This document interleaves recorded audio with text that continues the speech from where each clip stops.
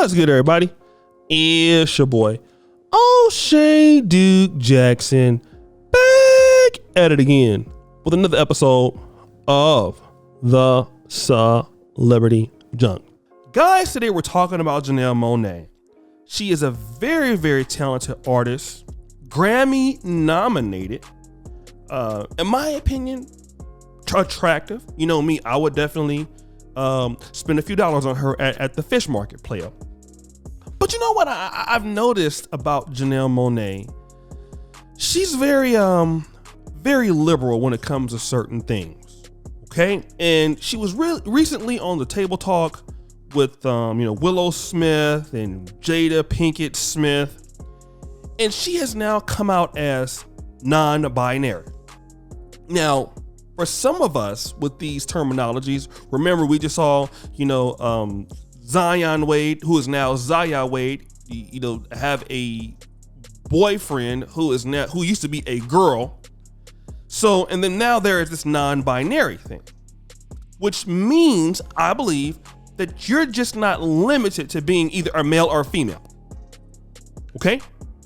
So Janelle Monáe, who I believe is born as a female, is now binary, non-binary.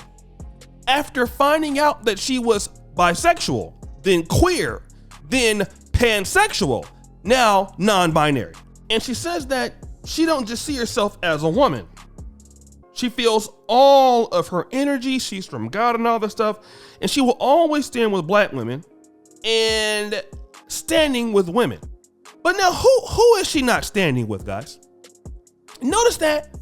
I'm everything. I'm with God. I'm everything. But I will always stand with black women. But who does she refuse to stand with? Well, we know this from her history, black men. Remember how she was calling out black men for their disrespect of black women in hip hop and how they are portrayed? It was a big thing a few years ago. Then when Snoop Dogg was on the Versus, and he was singing his, famous song, "Bees Ain't Nothing But Hoes and Tricks." Guess who was in the comment section like, "Hey, it was Janelle Monáe." It was Janelle Monáe, bigging Snoop Dogg up for calling black women bees and hoes. And guess what, guys? She identifies with everybody else but the men from her community. And I want guys to look at this. It's as liberal and as outlandish as some of these things can be from some of you guys. It always comes back to this one conservative point. They can identify with everything else, but one thing that I will never identify with, and I'm talking about women such as Janelle Monáe, is you. This is not about being anti-feminist or against women. I'm talking about women that are like Janelle Monáe. Obviously, there are women who are more community oriented and support black men and vice versa. I'm not talking about them. Women like this, they'll identify with everything else. They'll identify with Black Lives Matter. They'll identify with Democrats. They'll identify with Republicans. But one thing that they won't identify with is you. If you're everything, then where's your support for black men? Why didn't you say you stand for black men? Because she's on Red Table Talk. And Red Table Talk is not a platform for men. This is the reason why the Celebrity Junk exists, guys. It's celebrity from the black man's perspective. And I want you guys to understand this. Every sort of industry that you guys are in, you got to build it for yourself because nobody else is going to stand with you until you build it. If this isn't remarkable enough for you, a slap in the face, what else does it take? You have people wanting to identify with everything else. Pansexual, quad-sexual, if that's a word. Try anything sexual. But her father is a black man. She will not stand and identify with him. And I'll tell you why. Well, they feel like, well, you guys don't pay me. There's no industry that you guys have I can get on. All right?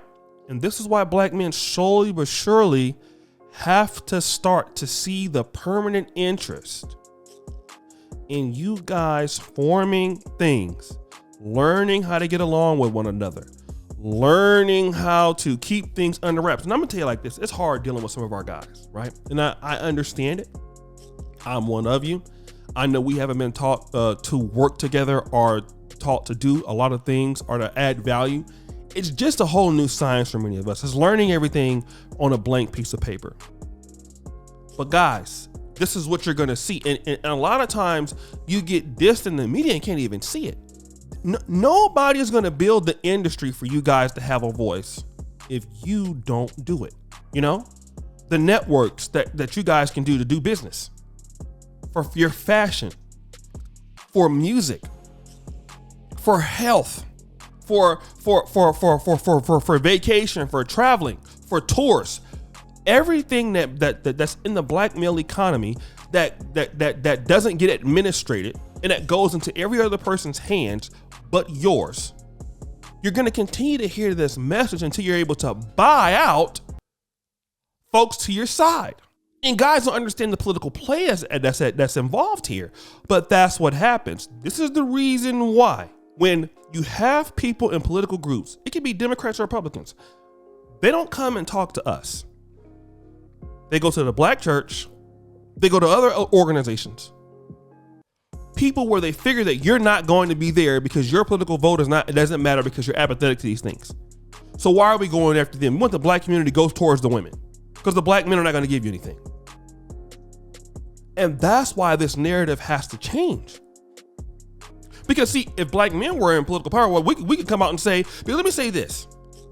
Let's just say, for example, you have the male version of, red table talk. Let's call it blue table talk. Shout out to the Crips, okay? And somebody comes out and says, I'm non-binary as a man, but I stand with black men. You know what you're gonna hear? All of these other ladies are gonna come out here and say, what about black women? What about us? You're leaving us out. And let me tell you something. That would be right to say that, not because it's right, but it's right because their interests, right? They have the political backing to say those kind of things. They're going to use it to their advantage. It's technically not right. But see, you can't say that because you don't have the infrastructure to say those things. It's a power play. Even when Barack Obama had My Brother's Keeper from the black men, the first thing they said was, what about black women? Shut it down. No, it's not right in terminology of that black men can't have anything, but to their advantage, it's a power play. And that's why you never hear anybody saying, look at Tashina Arnold. She tried to come out and say, we need to stop emasculating black men. Look at what they're saying to her. Shut her ass down. Because why? You have to do it for yourself. So guys, what do you think? It's your boy, O'Shea Duke Jackson, back at it again. Another episode of The Celebrity Junk. I really appreciate you for all that you do. Subscribe, hit the bell. Check out the first comment in the top. And as you know, the buffoonery remains at all-time high. I'm out.